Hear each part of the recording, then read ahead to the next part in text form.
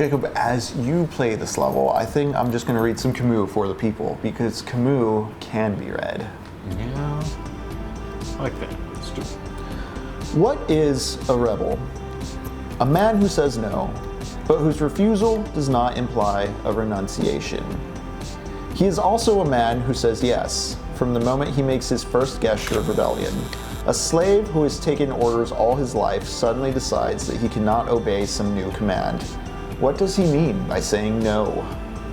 He means, for example, that this has been going on too long. Up to this point, yes. Beyond it, no. You are going too far. Or, again, there is a limit beyond which you shall not go. In other words, his no affirms the existence of a borderline.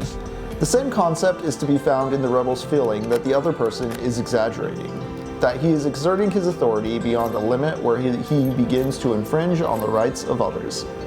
Thus, the movement of rebellion is founded simultaneously on the categorical rejection of an intrusion that is considered intolerable, and on the confused conviction of an absolute right which, in the rebel's mind, is more precisely the impression that he has the right to. Rebellion cannot exist without the feeling that, somewhere and somehow, one is right. It is in this way that the rebel slave says yes and no simultaneously. He affirms that there are limits, and also that he suspects, and wishes to preserve, the existence of certain things on this side of the borderline.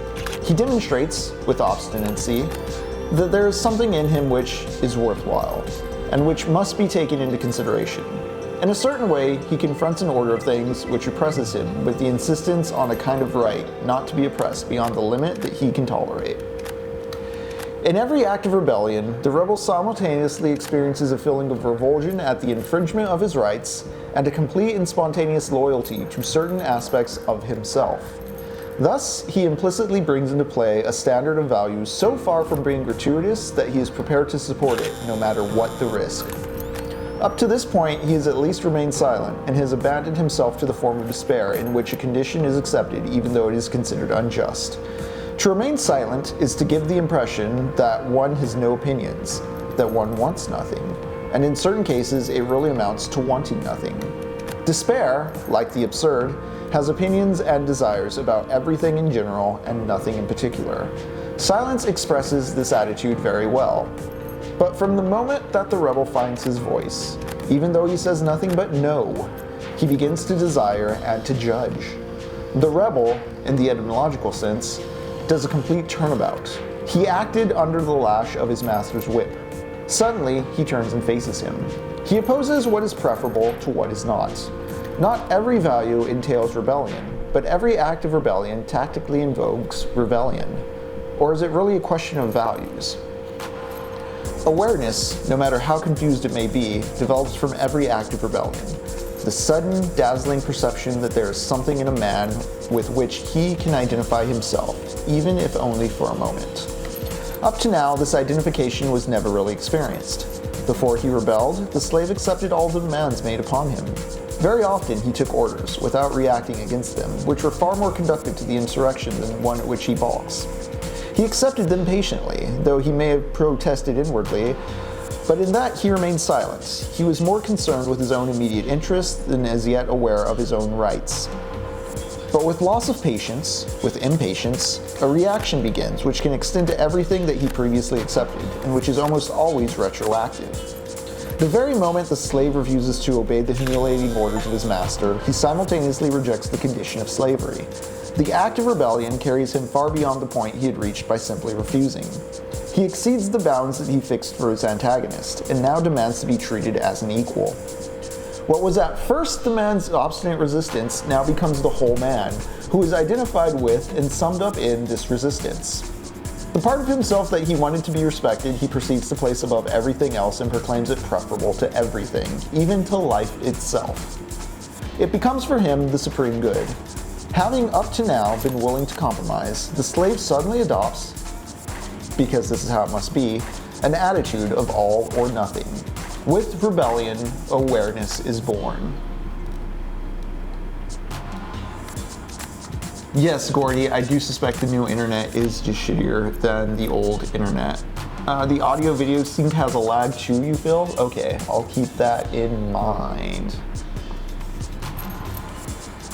But we can see that the knowledge gained is, at the same time, of an all that is still rather obscure and of a nothing that proclaims the possibility of sacrificing the rebel to this all.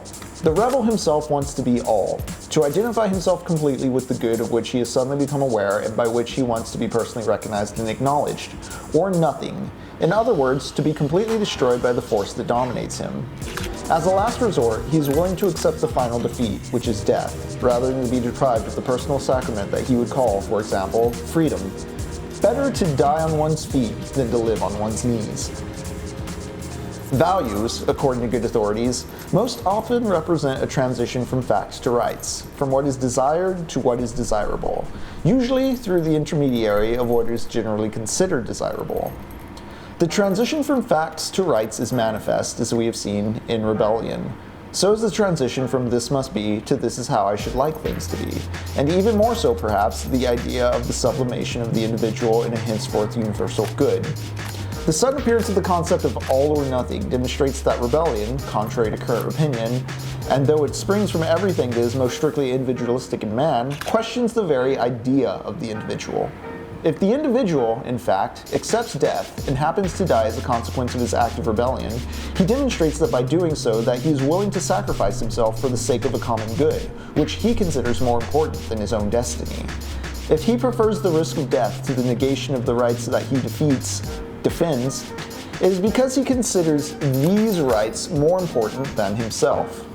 Therefore, he is acting in the name of certain values which are still indeterminate, but which he feels are common to himself and to all men. We see that the affirmation implicit in every act of rebellion is extended to something that transcends the individual insofar as it withdraws from him his supposed solitude and provides him with reason to act. But it is already worth noting that this concept of values as pre-existent to any kind of action contradicts the purely historical philosophies, in which the values are acquired, if they are ever acquired, after the action has been completed. Analysis of rebellion leads at least to the suspicion that, contrary to the postulates of contemporary thought, a human nature does exist, as the Greeks believed. Why rebel if there is nothing permanent in oneself worth preserving? It is for the sake of everyone in the world that the slave asserts himself when he comes to the conclusion that a command has infringed on something in him which does not belong to him alone, but which is common ground where all men, even the man who insults and oppresses him, have a natural community. Two observations will support this argument. First, we can see that an act of rebellion is not, essentially, an egoistic act. Of course, it can have egoistic motives, but one can rebel equally well against lies as against oppression. Moreover, the rebel, once he's accepted the motives and at the moment of his greatest impetus preserves nothing in him that risks everything, he demands respect for himself, of course, but only insofar as he identifies himself with a natural community. Then we note that rebellion does not arise only and necessarily among the oppressed, but that it can also be caused by a mere spectacle of oppression of which someone else is the victim. In such cases, there is a feeling of identification with another individual, and it must be pointed out that this is not a question of psychological identification, a mere subterfuge by which the individual imagines that it is he himself who has been offended. On the contrary, it can often happen that we cannot bear to see the offenses done to others which we ourselves have accepted without rebelling. The suicides of the Russian terrorists in Siberia as a protest against their comrades being whipped is a case in point. Nor is it a question of the feeling of a community of interests. Injustices done to men whom we consider enemies can, actually, be profoundly repugnant to us. There is only identification of one's destiny with that of others in the choice of sides. Therefore, the individual is not, in himself alone, the embodiment of the values he wishes to defend. It needs all humanity, at least, to comprise them. When he rebels, a man identifies himself with other men, and so surpasses himself, and from this point of view, human solidarity is metaphysical. But for the moment, we are only talking of the kind of solidarity that is born in chains. It would be possible for us to define the positive aspect of the values implicit in every act of rebellion by comparing them with a completely negative concept, like that of resentment, as defended by Scheller. Rebellion is, in fact, much more than pursuit of acclaim in the strongest sense of the word. Resentment is very well defended by keep tripping up on those words. That's fair. Yeah, give me liberty or give me death. Oh, hold on, L-Man, it gets better. Live free or die, New Hampshire. Resentment is very well defined by Scheller as an auto-intoxication, the evil secretion in a sealed vessel of prolonged impotence. Rebellion, on the contrary, breaks the seal and allows the whole being to come into play. It liberates stagnant waters and turns them into a raging torrent. Scheller himself emphasizes the passive aspect of resentment and remarks on the prominent place it occupies in the psychology of women who are dedicated to the desire and possession. The fountainhead of rebellion, on the contrary, is the principle of superabundant activity and energy. Scheller is also right in saying that resentment is always highly colored by envy. But one envies what one does not have, while the rebel's aim is to defend what he is. He does not merely claim some good that he does not possess or of which he is deprived. His aim is to claim recognition for something which he has and which has already been recognized by him. In almost every case, is more impotent than anything which he could be envious. Rebellion is not realistic. According to Scheller, resentment always turns into either unscrupulous ambition or bitterness, depending on whether it is implanted in a strong person or a weak one. But in both cases, it is a question of wanting to be something other than what one is. Resentment is always resentment against oneself. The rebel, on the contrary, from his very first step, refuses to allow anyone to touch what he is. He is fighting for the integrity of one part of his being. He does not try primarily to conquer, but simply to impose. I think that's a very important aspect to look into, is the resentment thing. Consider if you're being resentful or rebellious when you feel about, you're being transgressive or angry or mad with the system. How are you directing your energies? Are you driving yourself towards self-hate or self-affirmation? Finally, it would seem that resentment takes delight in advance in the pain that it would like the object of its envy to feel. Nietzsche and Scheller are right in seeing an excellent example of this in the passage where Tertullian informs his readers that one of the greatest sources of happiness among the blessed will be the spectacle of the Roman emperors consumed in the fires of hell. This kind of happiness is also experienced by the decent people who go to watch executions. The rebel, on the contrary, limits himself, as a matter of principle, to refusing to be humiliated without asking that others should be. He will even accept pain provided his integrity is respected. I will go to bat and take pain for those who recognize that like Kamala Harris wasn't going to do anything about Israel.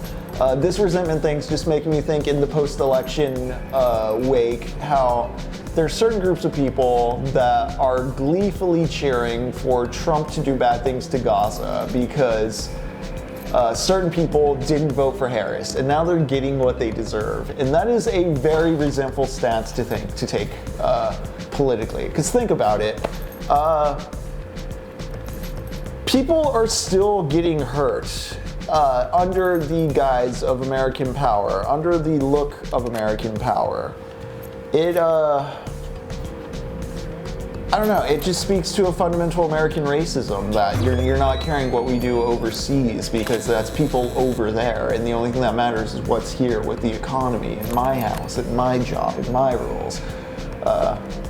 We're seeing a sort of surrender with stuff like the abundance agenda and this whole bankrolling of looking for the Joe Rogan of the left. Instead of these structures listening to what the population actually wants and what the population's actually pulled on and what could be popularly supported by the people, there's just a resentment party right now telling us we need to be nice to the dude who was trying to take down Medicare.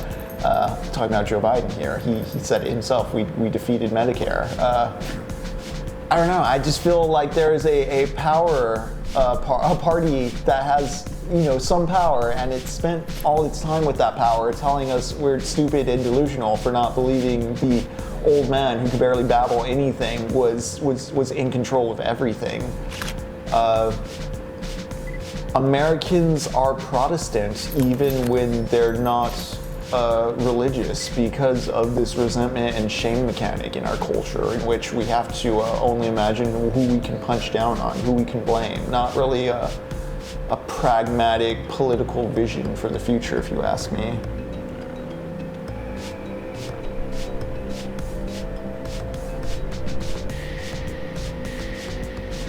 Yeah, how strange indeed.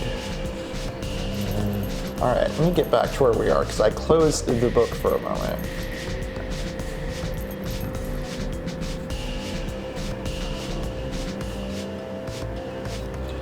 There's some logic. Where was the resentment chapter I was reading?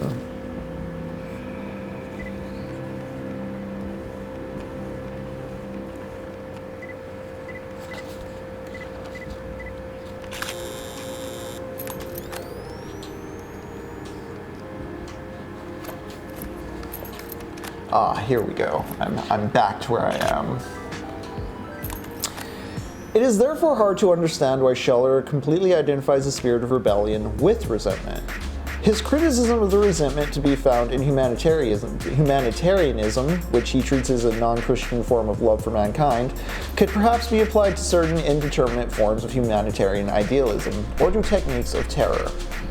But it rings false in relation to man's rebellion against his condition.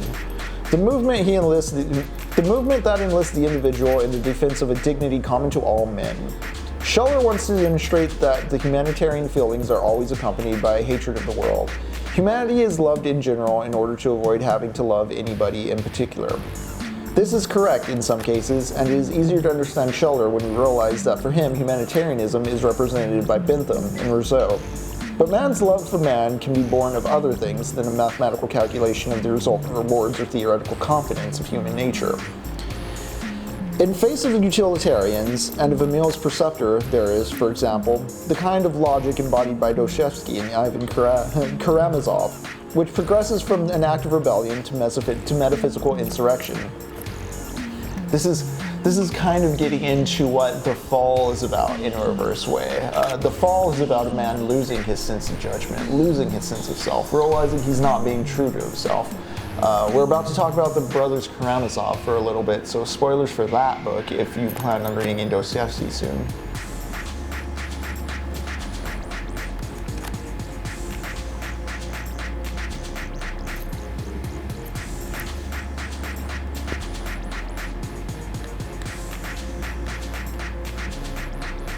Yeah, Gordy, I find it interesting to bring up the whole, like, yes, the European nations did all their shit too, but they recognize it in a way. Although, we do treat Hitler as uniquely evil when the rise of fascism and anti-Semitism was a sort of centuries-long, if not decades-long project of shuffling the Jewish people around Europe. Also, like King Leopold in the Congo and all that. Plenty of history leading up to that moment, but I think Europe has reconciled that in a lot healthier ways than the United States has. The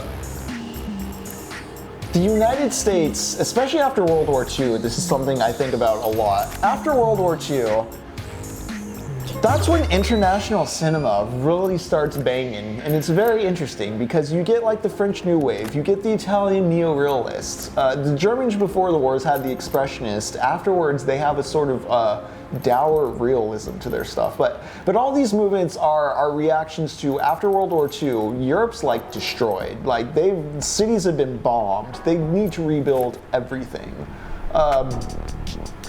And the camera and the movie as a sort of engine or a mode of cultural production was a way that the Europeans were able to look at themselves, make stories about themselves, and kind of rebuild. There's a sort of recognition in movies like Bicycle Thieves, which is Italian, or The 400 Blows, which is French. Two excellent movies I suggest checking out. The 400 Blows is a masterpiece of the French New Wave, François Truffaut. I'm getting away from it here. What I'm saying though is a lot of these movies were made to look at the material conditions and the rebuilding going on, because these places, like, there was a war, these places were destroyed, they were bombed out, they were set on fire, people died, there were graves, there was genocides going on. I mean, the Holocaust had happened. How do you reconcile that? Night and Fog is the German documentary from the 50s or 60s, where they're just revisiting Auschwitz and kind of running the camera through the place, and there's a narrator talking about what happened there, and it's just a very sobering re-examination of what went on there exactly. But I'm saying Europe used movies as a way to get back on their feet after World War II while they were in the midst of doing all this rebuilding. America did participate in World War II, but America was the winner. And also America, like, yes, there was Pearl Harbor, but no one came over to America and set things on fire. America didn't have a physical loss in the same way the European countries did, where they had to actually look at the land and look at their cities and look at their political organizations. Americans came back home from the war and they had Hollywood. 50s and 60s Hollywood, dangerously boring sometimes. The spaghetti westerns were what were coming around from Italy and Spain, and being more violent and fun and kind of like innovating things as far as what the kids were into. And yes, the new Hollywood eventually came around, but that was in the 70s. And what Coppola and Spielberg and Scorsese and them all were doing was riffing on like a lot of Italian and French techniques and bringing them to America. There's the reason that was happening in the 70s and not the 40s and 50s is because the Hollywood studio system was able to, just make a lot of post-war movies about the troops doing cool things and how cool being America was and how victorious America was and how bountiful like the American way was. And it was its own form of cultural imperialism, but it wasn't reconciling with loss in the same way a lot of those European nations were. Even the Russians were kind of, the communists were giving Tarkovsky money to make movies because they saw the cultural importance of that kind of thing in a way the Americans weren't. It wasn't until Spielberg made Star Wars and you had the huge invention of Blockbuster that movies were, big, serious business. But that's also the thing, Star Wars shifted the direction movies were going, because Spielberg and Scorsese and Coppola and all were doing kind of like, still relatively realist things. Star Wars created the blockbuster engine. And from there, we just became completely detached from reality. That's why American movies are so blockbustery and so unrealistic and so testosterone-fueled escapist drives as compared to European ones and international ones, because, America, fuck yeah. We went in there, we won World War II, everybody said thank you, and we've been making infinite money and selling everything ever since. We're never going to die.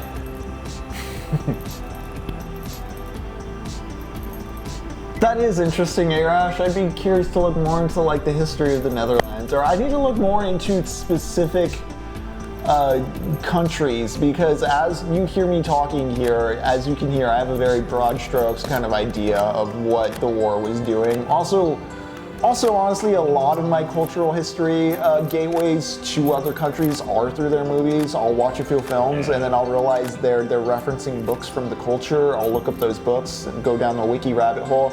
But it's not like I'm not reading first-hand history. I'm thinking there's an Italian movie called The Leopard that's really good. Visconti. Luchino Visconti, I believe is the full name. He did movies called, he's an Italian filmmaker. He's one of the ones I'm talking about as far as, movies being used post-World War II for nations to figure out what they're doing. He did a movie called The Leopard, and The Leopard is about Italy's transition from monarchy into a republic.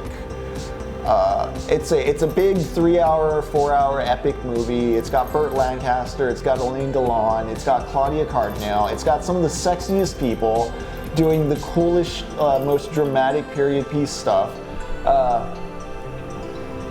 Even the way it handles the transition from monarchy to republic, it's very humanist and very, very well stated. It's not a bloody revolt movie or like an American action movie that might make the premise into like a very Hollywood blockbuster type of thing. It's a very novelistic movie. And when I finished watching it, lo and behold, apparently it's based on an Italian novel, and it's considered like a cornerstone of Italian literature, the novel. But stuff like that's kind of how I get into that history. But there's some American movies you can do that with. I was about to say, like, you can watch some westerns, you can watch some contemporary historical, like, this happened stuff. We have Lincoln, but like it's all very hagiographic in a way that what I'm talking about with Italian neorealism, French New Wave, etc. isn't. Like, it's more, those movies were about showing what conditions were on the ground, how things really were.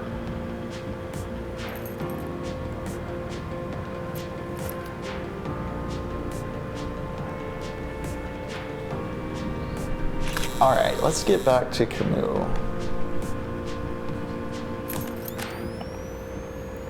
Oh yeah, we're going to be talking about the brothers Karamazov. Scheller is aware of this and sums up the concept in the following manner. There's not enough love in the world to squander it on anything but human beings. Even if this proposition were true, the appalling despair that it implies would merit anything but contempt. In fact, it misunderstands the tortured character of Karamazov's rebellion. Ivan's drama, on the contrary, arises from the fact that there is too much love without an object.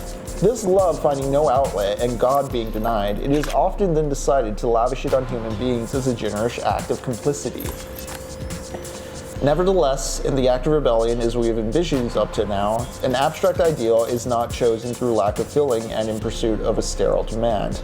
We insist that the part of a man which cannot be reduced to mere ideas should be taken into consideration, the passionate side of his nature that serves no other purpose than to be part of the act of living. Does this imply that no rebellion is motivated by resentment? No, and we know it only too well in this age of malice. But we must consider the idea of rebellion in its widest sense of pain, in the widest sense of pain in betraying it, and in its widest sense of rebellion goes far beyond resentment. And in its widest sense, rebellion goes far beyond resentment. When Heathcliff, in Wuthering Heights, says that he puts his love above God and would willingly go to hell in order to be reunited with the woman he loves, he is prompted not only by youth and humiliation, but by the consuming experience of a whole lifetime. The same emotion causes Eckhart, in A Surprising Fit of Heresy, to say that he prefers hell with Jesus to heaven without him. This is the very essence of love. Contrary to Scheller, it would therefore be impossible to overemphasize the passionate affirmation that underlies the act of rebellion and distinguishes it from resentment. Rebellion, though apparently negative, since it creates nothing, is profoundly positive in that it reveals the part of man which he must always defend. Rebellion, though apparently negative, since it creates nothing, is profoundly positive in that it reveals the part of a man which must always be defended. Everybody's been quote unquote at their limit at some point. And when you're at your limit, yes, you're mad, yes, you're angry, yes, you're feeling a mounting sense of just frustration and despair, but you're also recognizing an affirmation that you want to live and you want to appreciate yourself and you deserve more. You deserve to not be here. It forces you to act. It is an act of love. But, to sum up, are not rebellion and the values that it implies relative? Reasons for rebellion do seem to change. In fact, with periods and civilizations. It is obvious that a Hindu pariah, an Inca warrior, a primitive native of Central Africa, and a member of one of the first Christian communities had not all the same ideas about rebellion.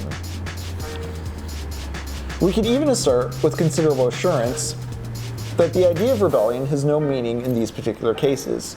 However, a Greek slave, a serf, a condottiere of the Renaissance, a Parisian bourgeois during the Regency, a Russian intellectual at the beginning of the 20th century, and a contemporary worker would undoubtedly agree that rebellion is legitimate, even if they differed about the reasons for it. In other words, the problem of rebellion seems to assume a precise meaning only within the confines of Western thought.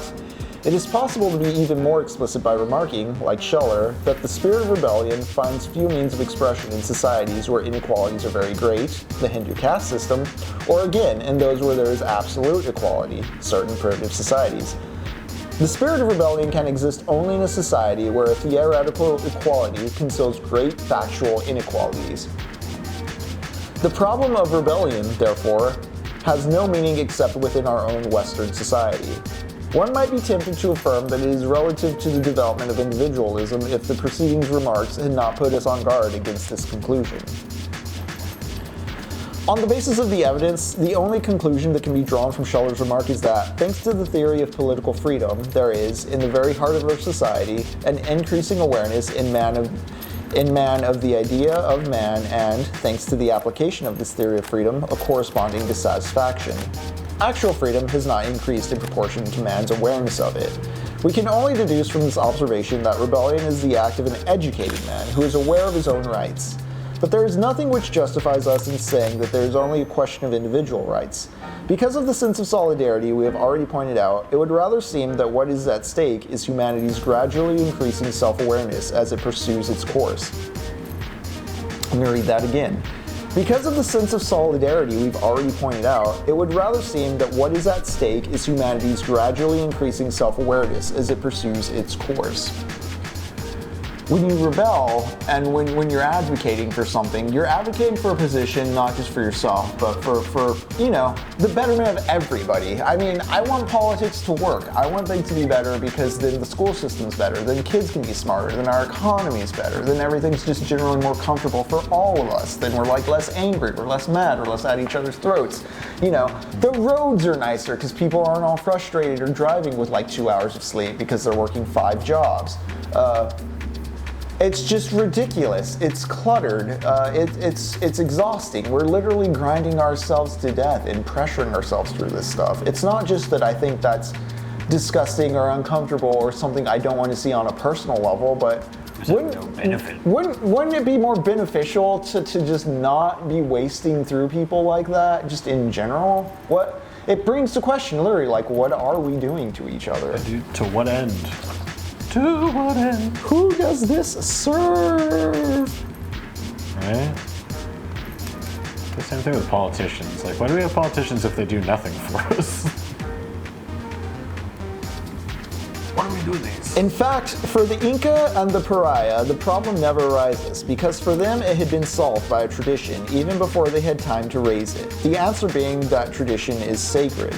If in a world where things are held sacred, the problem of rebellion does not arise, it is because no real problems are to be found in such a world, all the answers having been given simultaneously.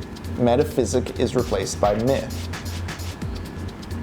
Yeah, so, when you believe in the human spirit, like when you're rebelling, and we talk about, cringe and sincerity and earnesty a lot here. I mean, again, if you're giving Kingdom Hearts statements about how you're fighting for the soul of the country on a podium while you're running for president, you damn well better mean that. Because if you're just lying, isn't that just the most cynical lie you can tell? Like, you're fighting for the soul of the country you don't believe in just so that you can, I don't know, make the meter move on some polls. Yeah, line go up.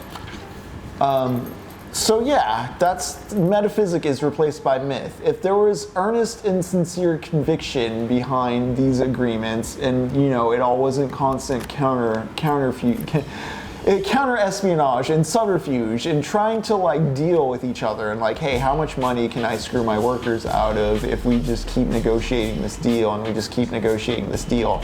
There's no soul there.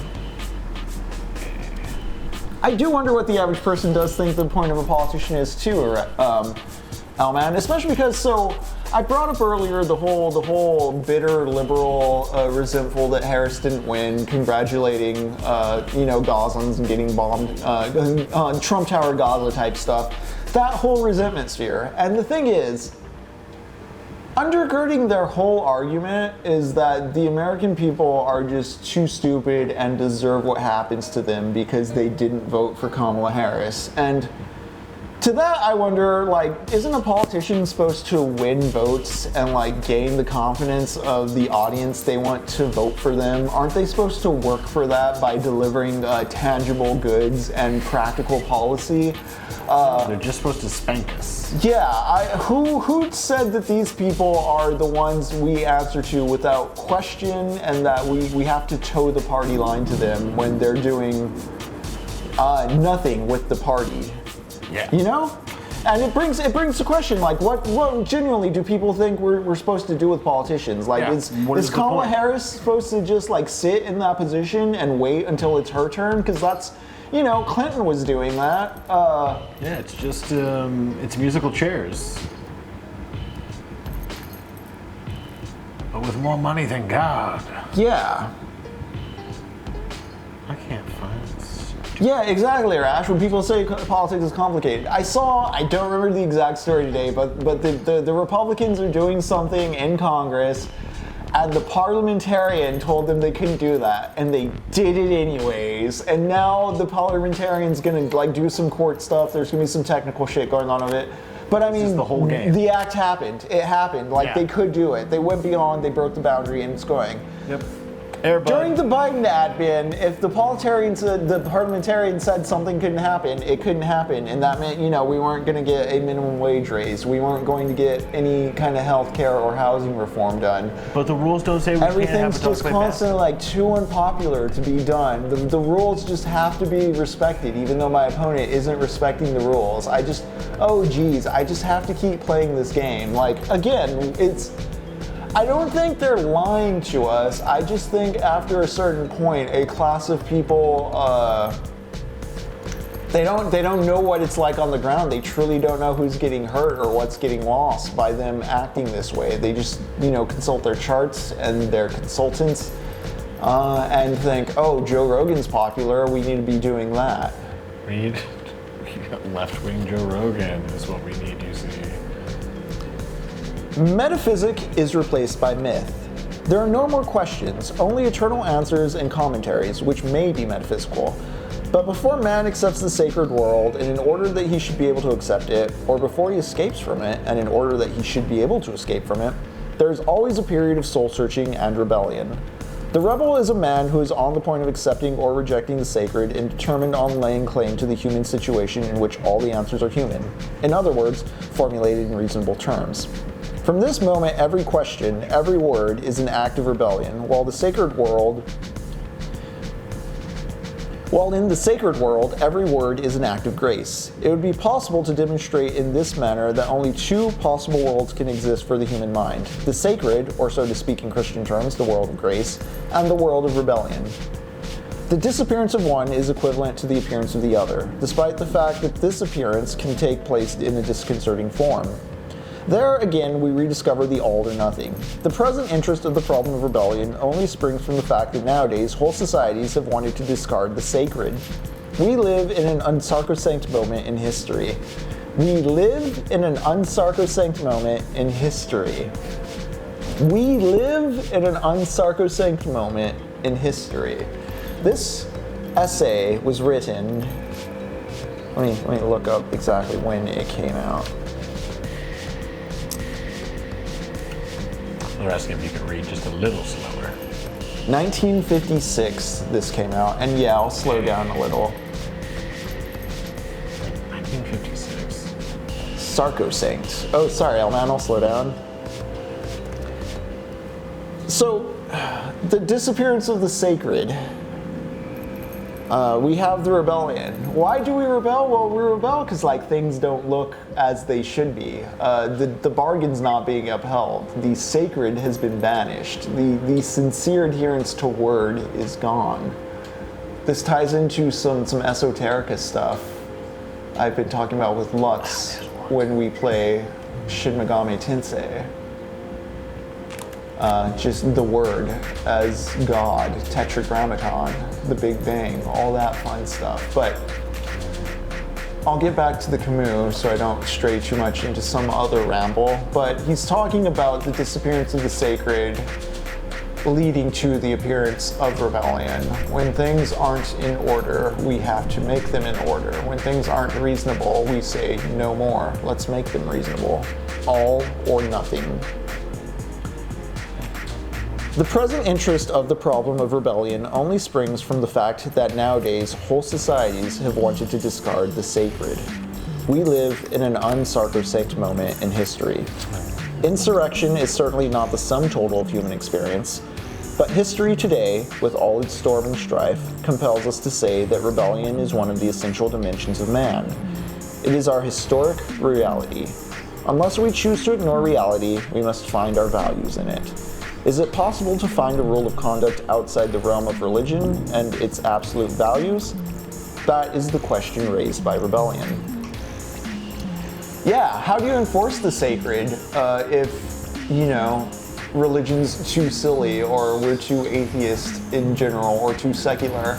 And I don't mean like in a explicit everybody stops going to church way. I mean this in the Nietzschean God is dead way, where conceptually, like religion as a motivator or as a structuring pillar of society is no longer effective.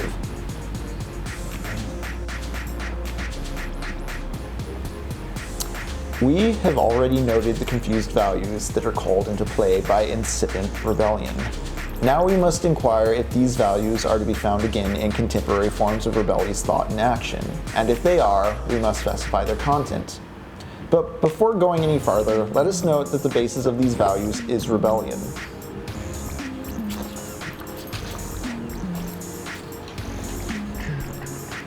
Man's solidarity is founded upon rebellion, and rebellion, in its turn, can only find its justification in this solidarity.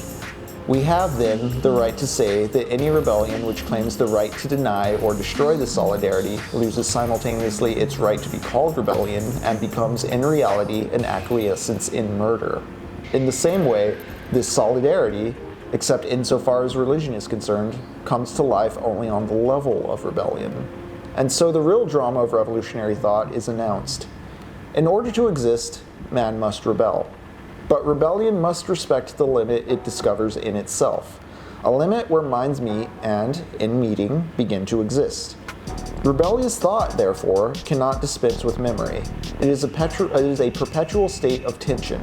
In studying its actions and its results, we shall have to say, each time, whether it remains faithful to its first noble promise, or if, through indolence or folly, it forgets its original purpose and plunges into a mire of tyranny or servitude. Meanwhile, we can sum up the initial progress that the spirit of rebellion provokes in a mind that is originally imbued with the absurdity and apparent sterility of the world. In absurdist experience, suffering is individual. But from the moment when a movement of rebellion begins, suffering is seen as a collective experience. Therefore, the first progressive step for a mind overwhelmed by the strangeness of things is to realize that this feeling of strangeness is shared with all men, and that human reality, in its entirety, suffers from the distance which separates it from the rest of the universe. The malady experienced by a single man becomes a mass plague. In our daily trials, rebellion plays the same role as does the cogito in the realm of thought. It is the first piece of evidence. But this evidence lures the individual from his solitude. It founds its first value on the whole human race. I rebel, therefore we exist.